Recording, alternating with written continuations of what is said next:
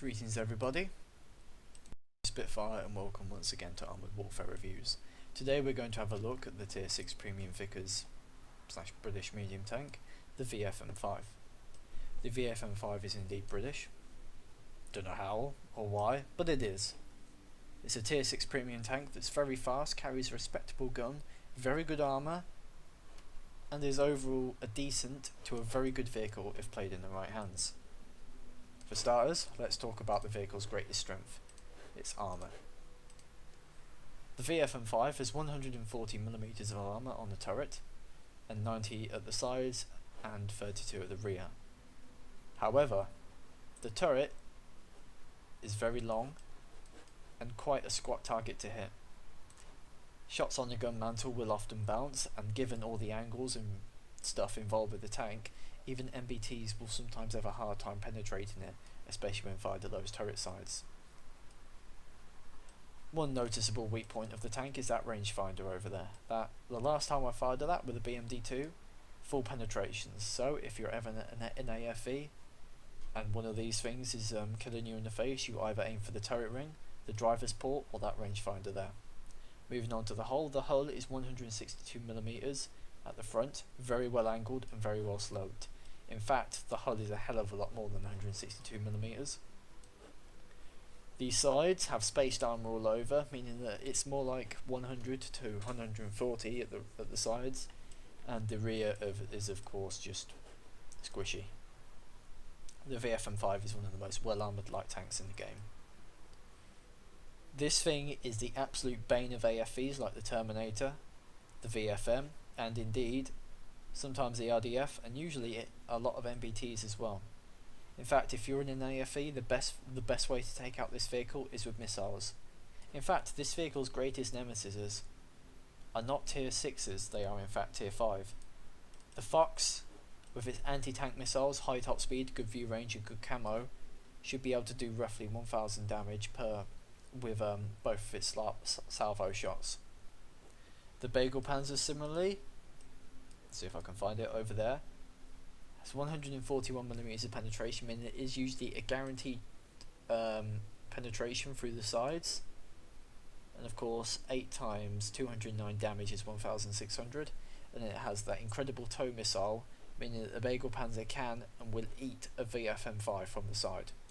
From the front it's a different story, with the autocannon sometimes penetrating and the missile usually going through. Like I said, the VFM5 is a very fast tank. With a top speed of, 70.66 kilometers an hour.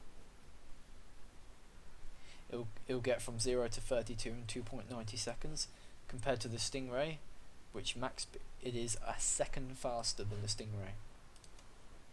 This thing, like I said before, you can and will be able to absolutely bully AFEs and sometimes even other light tanks. Currently there's 2 VFM models in the game. We have the normal VFM model that you can buy in the Shiskin branch right there, and then we have the mercenary model, which for some reason has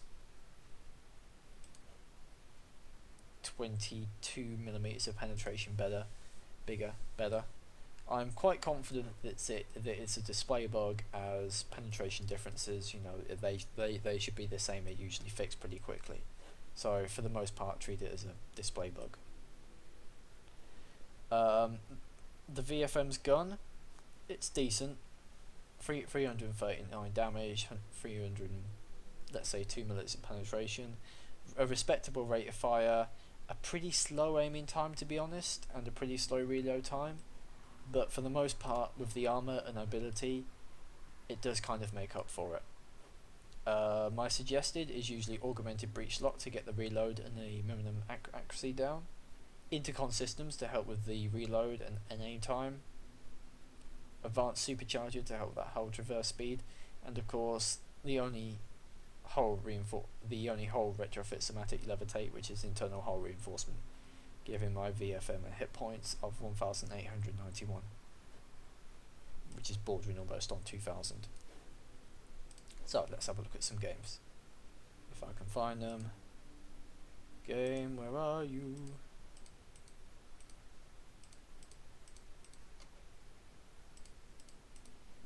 This is quite embarrassing. Hang on.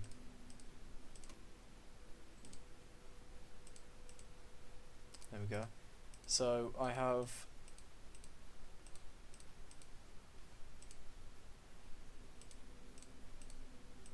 come on. Pipelines. Let's have a look at this one first. This was a okay match, I believe. Two Leo 2As AVs on the other team. To be honest, going up against those tanks is probably the worst one, as sometimes you can't even penetrate the weak spots, the lower plate of the Leo 2 AV with the VFM5. However, the VFM5 speed and the fact you can sometimes bounce their shot, although I wouldn't say bouncing them is reliable, being able to at least bounce one or two shots is quite a good one. Let's just skip here. And by the looks of it, this was a pretty quick game. So the first thing I do is go up to there. Actually, in fact, this is a terrible game. I remember it. Hang on, GG me. I'm so good at this game, I'll tell you. Alright. My apologies. I usually try to keep these reviews down to about 10 minutes or less, but looks like this one might hit the mark a bit. Alright, so it was not pipelines, it was... I remember I had two good VFM games lined up. Nope, turns out I don't. Well done me, eh? Well done. So this is a game I was on about. Alright, so moving on. A couple of tier 7s in the game. We of course have the advantage with the T80 and the Sanchero 120, but they have that very strong Challenger 1, and of course they have a lot more Leopard 2 AVs, so if the enemy rushed in this game they would have won. Unfortunately they didn't. So I'm with my Peacekeeper friend Hedy. It's just us two. Let me speed up a bit for you. Of course that poor plane always goes down.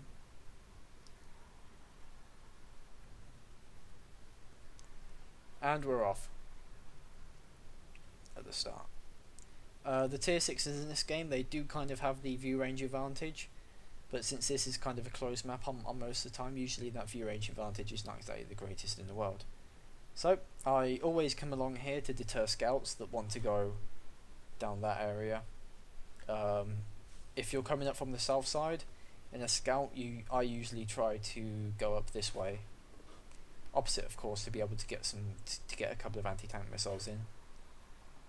I can't actually tell if I'm spotted at this point, but here I don't want to get hit by anything at the start, so I'm just slowly peeking out and around and stuff.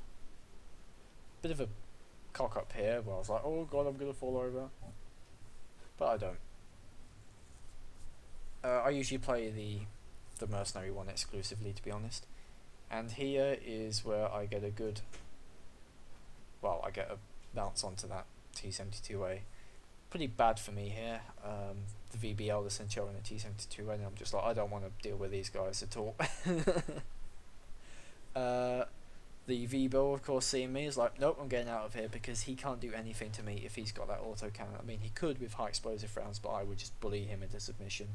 With heat rounds, I should be able to basically just two-shot him.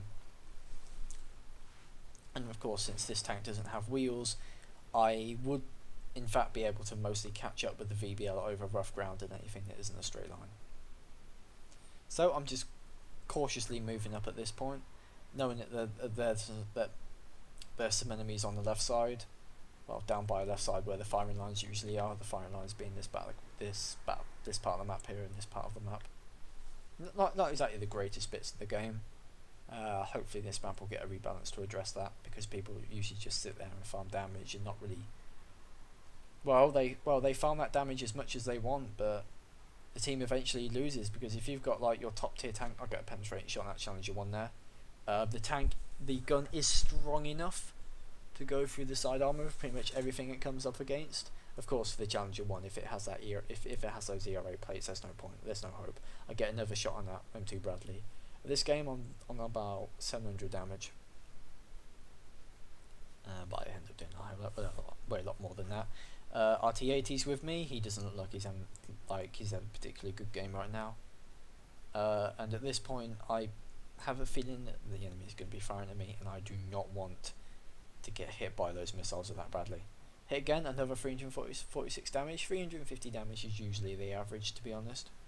A good hit on that Palamaria, who the T80 kills him.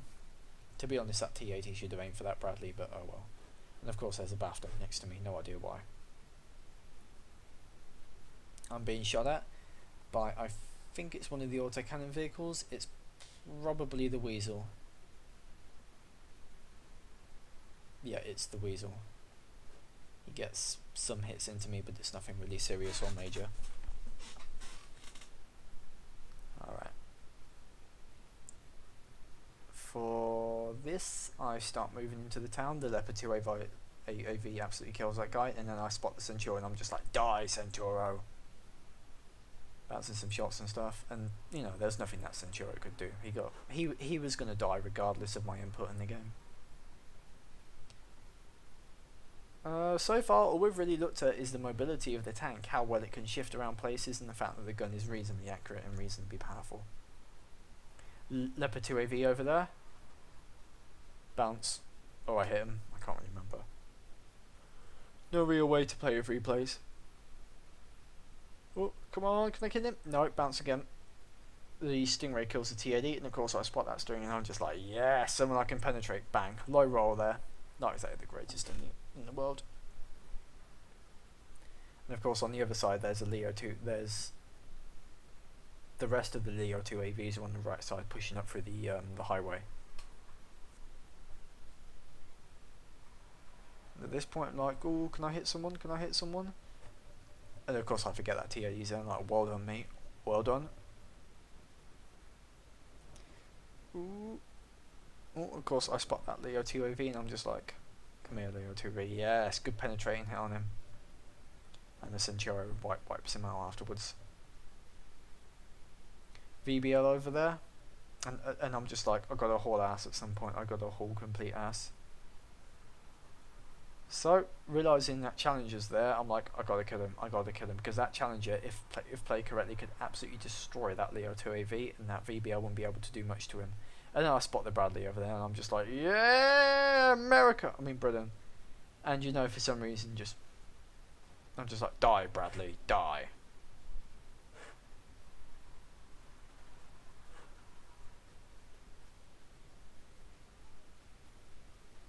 So I kill the Bradley, and then realise that those two guys will eventually kill that T-72 where he did the physics, and slid down the hill. But at this point, the person who I want to kill is that Challenger. I want to destroy him, and I'm just like, where is he? The Challenger right now is probably 3 shots for me, and he's got the ERA plates on me, and I've got to aim for this guy. The VBL over there, of course. I mean, look at him.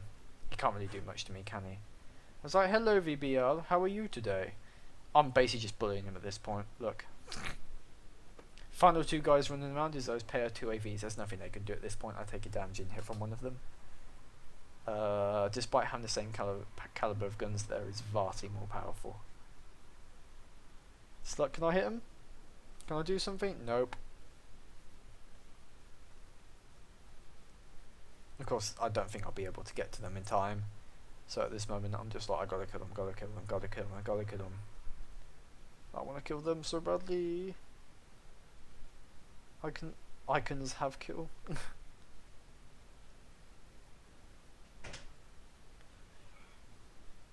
And he dies.